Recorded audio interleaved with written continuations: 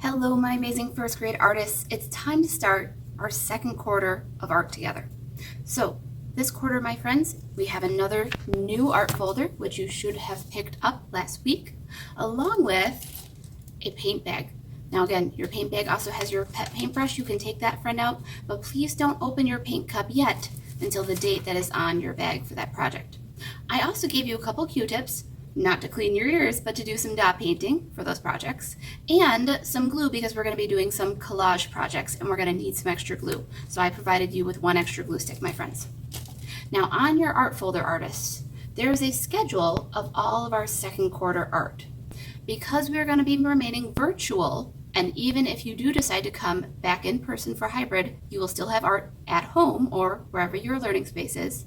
I wanted to provide you with what you might need every single week to help you best plan for art class. So on this schedule, you'll see every week what project we're doing, what you'll need either for your art video or for art class, and then what you'll need to turn in either on SeeSaw or Artsonia. Okay? So if this might be better off in the hands of a trusty adult who is helping you while you're learning, that might be a good place to hand it over to. Or you can just put this piece of paper inside your art folder and look at it every week for what you need for art class, okay? Now that we've talked about our new art folder, it's time to talk about our new art project that we're starting this week. This week, my friends, we're going to be meeting a new artist and checking out some of her colorful cats. I'm going to be teaching you all about Miss Laurel Burch, and we're going to be learning how to draw cats in her style. I'm going to be showing you that. But of course, first, we need to read our learning targets together, my friends. So I have two today that I want to talk about.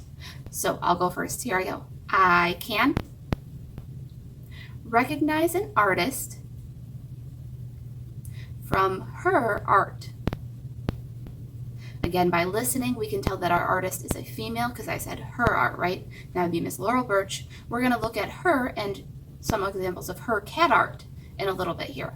But let's read our next target as well because this is important for your homework in SeeSaw this week. All right? I'm going to read it first. Here I go. There's a long word. I can use analogous colors in my art. So I'm going to be teaching you today and next week, my friends, a little bit more about what analogous colors are. But that's actually part of your homework. In this video, I'm going to answer what analogous colors are, and then all you'll need to do is go back into SeeSaw, click on that template, and tell me what analogous colors are, okay? So make sure you're listening for when I say those two words. Now, like I said, before we get our art materials ready, let's go take a look at who our artist is and a couple examples of her artwork as well. On my screen right now, artists, is a picture of our artist, Miss Laurel Burch. You can see her here standing in front of her artwork of some of her cats. Now I have two more examples of her cats to look at. And what I want you to look at, my friends, are the different colors, the different patterns that she liked to use to make her cats. For example, some cats might have stripes, some cats might have polka dots, some might even have kind of triangles as their pattern. The other things I want you to look at, my friends, are how the cats always have two paws in the front, and they have a tail that curls around their back into their front, how their face kind of comes down almost into a W shape, and how there's even sometimes patterns on the cat's face as well as beautiful different colors. I have one more picture of her fun cats just so you can see how much she loves making her own colorful cats and all the different lines, patterns, designs, shapes, colors, and everything she puts into her artwork as well. Maybe you might have seen some of her artwork on a t-shirt or a bag, maybe even on socks or a pin. Some of her artwork has become fashion. Now that we've taken a peek at who our artist is and some of her colorful cat-inspired artwork, it's time for us to get inspired to create artwork just like Mrs. Burch. So I have my art materials here with me, my friends. We need our yellow art folder for second quarter, and I can even look right here on the week to find those other things as well that I might need. Here it says I need a pencil, a black marker, and some crayons. Now, as always, my friends, if you don't have a black marker, you use a Sharpie or black crayon, or even a black pen if you have one of those instead. But it might be harder for you to color our cat in next week if you have something that's thinner than a black marker, because we're going to be creating some nice thick black lines. Now, like I said before, this white sheet of paper, you can either pass it off to a trusty adult, or you can slide it right on inside of your folder to the front. Now, there are two things we are going to need today, my friends. We're going to need a white piece of paper, that's the first one there, and there's also a black piece of paper. Those are the only two things we need out of our folder today. The rest we can leave inside, put our paper clip on the top, and set that aside for right now. All right, my artists. So, our two pieces of paper today, our white one, I'm going to be showing you how to draw a cat, just like Mrs. Burch does. But on our black paper, we actually just need to create a simple pattern first. So the first thing I'm going to find today, my friends, is a white crayon. And we're going to use a line or two types of lines to create a simple line pattern. For example, on my cats, I used a zigzag line, but you can pick whatever one or two lines you would like to go across your background. So I'm going to do some nice lines real quickly with my white crayon. Maybe I'll make a pattern of some dashed lines and then a loopy line. Now again, you don't have to do the same types of lines as me. Whatever lines you would like to do, you can. You can use more than two lines as well and make an ABC kind of pattern. My pattern today, though, is just an AB kind of pattern because I'm using two types of lines. Normally in the art room, when we're doing this project, I like to break out our silver Sharpies that I have for this project. And I'm sorry, we don't get to use them yet. Hopefully at some point we will get to this year. If we don't this year, hopefully next year when we're in second grade, right? All right, I'm almost done filling in my background. Remember, I want to go all the way down my paper. I'm always making sure that I start at one edge and go all the way to the other. I think I can fit one more dashed line and loopy line, and then my paper will be nice and full and ready to cut out my cat next week. All right, my black paper is all done. I can put my white crayon down and set my black paper aside. As always, artists, if you need to pause the video at points to catch up with me, you can. You can also rewind and rewatch parts. Now it's time to start talking about how to draw our Laurel and Burch inspired cats, my friends. Before we get drawing though, I'm actually going to have you do a little bit of folding on your paper. That way we can create what's called a grid. So I want you to fold your paper in half 2 times. Here we go. First time, I can go either way. It doesn't matter which way you start, my friends. But fold your paper in half one way. It's okay if it's not exact. And then fold it in half again the other way.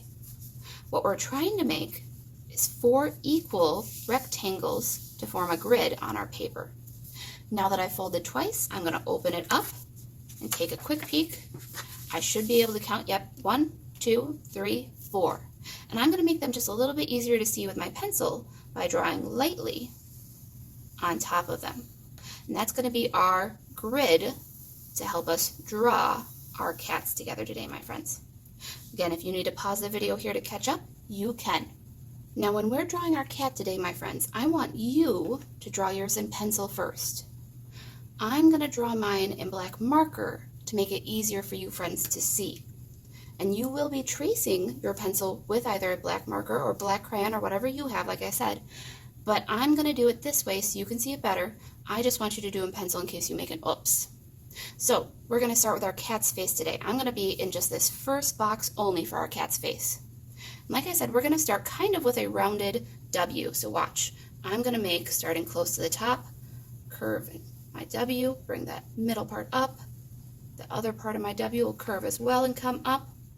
And that's wrapping kind of around the cat's cheeks and going up to the ears. So start out with that first. Then I'm going to start making my cat's ears as well. I'm going to start by bringing a line coming down and then over and back up to show the 2 pointed ears. Now cats have that kind of inside part as well, so I'll go ahead and add just a small little kind of point inside of the ears. I'm going to pause there for a moment in case you need to catch up. Now that we have the ears done, let's go ahead and add the bottom part of the mouth with just a little curve. And now we're going to work on the nose, my friends. So I have this line here, the middle part of my W, and I'm just going to start by adding a straight line across it, just like that. That's going to be the bottom part of our cat's nose. We're going to bring that nose up and curve it out to start our eyes, just like this. I'll start on one side and curve up and out. And then I'll start on the other side as well and curve up and out. I'm going to pause there again for a moment in case you need to catch up. As always, if you need to pause the video and rewatch something, you can. We only have 2 more parts left on our cat's face. We need to make 2 eyes and some whiskers. Now these eyes are a little bit tricky, my friends, but under these curves, we're going to also make a nice smiley face curve to make the bottom part of our cat's eyes. But we need to also add the inside parts, the pupil and the iris. So I'm going to make 2 curved lines as if there's a circle inside the eye. And a cat's iris itself, unlike people's iris, ours are round, but a cat's is just a sliver on Mrs. Burch's art. So we have some cat's eyes now. Again, I'm going to pause for a moment. The last thing we need is just a couple of little whiskers coming off of our cat's cheeks. Now, we don't want to make them come off so far that they might get cut off later. So I'm going to keep my whiskers kind of short. And I'm going to start them just on my cat's face like that. Almost like a little bird's foot pointing out. You can make your whiskers a little bit longer if you want to make them touch the edges of your cat's face, that's okay. But again, don't make them come further out or they'll get cut off. So there's our cat's face, my friends. That's just the first part of our drawing, but that was actually the hardest part of our drawing as well. The cat's body starts to get easier. So I'm going to give you a few more seconds before I start down our cat's back. Now the back of our cat, my friends, is going to start close up by our cat's ear.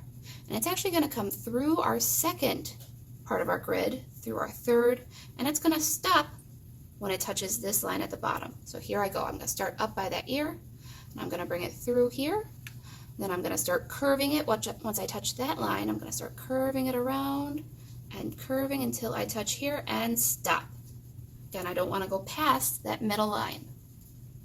That's our cat's back, and it's going to start our tail in a moment. But before we start our tail, we need to give our cat a front and some legs to stand on. Remember, Mrs. Burch always made 2 front legs on our cat. So I'm going to start up by the chin now, and I'm going to bring a straight line down through our 4th part of our grid.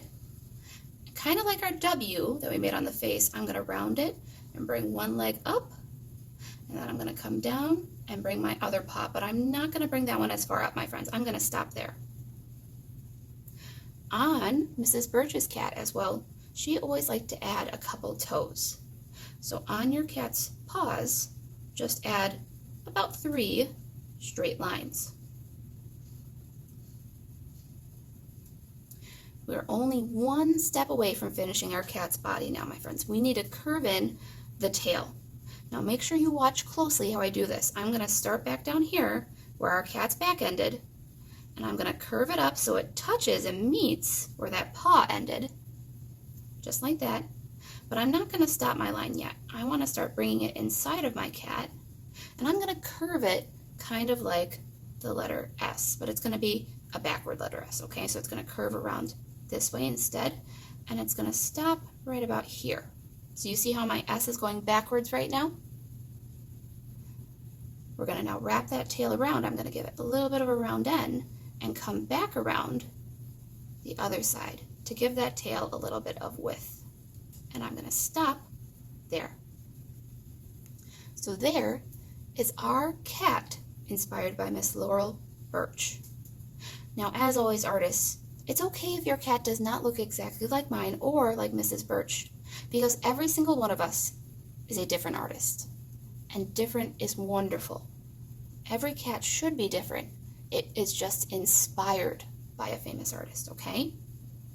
Now there's one last thing that I want to add to my cat before we're going to start tracing with our black marker for you friends and doing some erasing of our grid line, because obviously we don't need that in a little bit. But there's one last thing I want to add to my cat, and that is what I call a shape donut, my friends. If you noticed, on my cats, I had a couple shaped donuts of circles and triangles. And you can pick any shape you want. For example, I'm going to draw a few here. You could do a square donut by drawing a big one and then a small one inside of it. You could do a triangle donut by having a big and a small one inside of it. You could do a regular style donut by having a big circle with a small circle inside of it. Or you could even try a harder shape if you're one of my advanced artists, or if you would like to try a challenge. For example, one of my more advanced shapes might be doing a heart-shaped donut by doing a large heart outside and a smaller heart inside. But I want you to pick one type of shaped donut for your cat, any one type only. And I want you to put 3 or 4 donuts on your cat's body, not on its tail and not on its face, okay? So I think I'll go ahead and I'll do a square shaped donut. And again, I want to start with that big shape first and then put a little shape inside of it. Maybe I'll come down here then and add a second one. Again, start with a big shape first and a little one inside of it. I can put maybe a third one here, almost kind of wrapping inside the tail. And look, I might even be able to fit a 4th one right under my cat's chin. Again, by making that big shape first and putting the little shape inside of it. If I wanted, I could add a few more. Maybe I could add one here. I could add a couple more in the back. But don't go shape crazy, my friends. Again, you only need 3 or 4. I wouldn't put any more than 6 at most on your cat. Otherwise, your cat will start to look kind of crazy, okay? So, now that we've drawn all that, my friends, I want you to trace it up with your black marker, or, again, you could use a black crayon. All the parts that I have in black, except for those shapes, again, you don't need to put all those out there, need to be in black as well on yours, my friends. But please, don't trace those 2 straight lines that we made right away. When you're done with all your black marker tracing, you'll actually use an eraser to erase out that grid. It's okay if it doesn't erase perfectly. Just try your best, right? That way we get rid of those lines, because we don't need those lines anymore on our artwork when we're all done tracing. So as always, if you need to pause the video here to do your tracing, you can, because I only have one more thing to share with you friends today, and that is the answer to what analogous colors are. So, analogous, my friends, analogous colors, we're going to need to look at our color wheel for this. So I have my color wheel ready. And I want to look at colors that are next to each other on the color wheel. That's what analogous colors are. If you see here on my color wheel, it says analogous colors. And it shows that these colors are next to each other on the color wheel. And it can be either 2 colors, 3 colors, 4 colors. It could even be 5, 6. It could be up to 8 different colors. But they always have to be sitting next to each other on the color wheel. So one such example that we might use next week on our art, please don't color this week yet, might be orange, yellow, and green. That's an analogous color pair. Or I can turn my color wheel, and maybe I could also use yellow, green, and blue as my analogous colors. Again, they have to be next to each other on the color wheel. Maybe I could even use colors like blues, purples, and reds. Or I could even use the warm colors, red, orange, and yellow, like we did on our giant leaves. But again, the answer to your question in SeeSaw, my friends, what you need to tell me this week, analogous colors are next to each other on the color wheel, okay? So you can either say that in a voice recording, you can write it out, or you could even color 3 colors that are next to each other on the color wheel, okay? So look at the color wheel again if you want to pick some colors. And please, please, please don't forget to go answer that question in SeeSaw. I'll be looking for your answer about what analogous colors are. Remember, they're next to each other on the color wheel. All right, my artists, I hope you had some fun drawing some shaped donuts and our colorful cat, well, soon to be colorful next week. For now, my artists, remember to make sure that you put your papers back in your art folder so that way you have them for next time. And I will go ahead and say my goodbye. And as always, artists, have fun creating.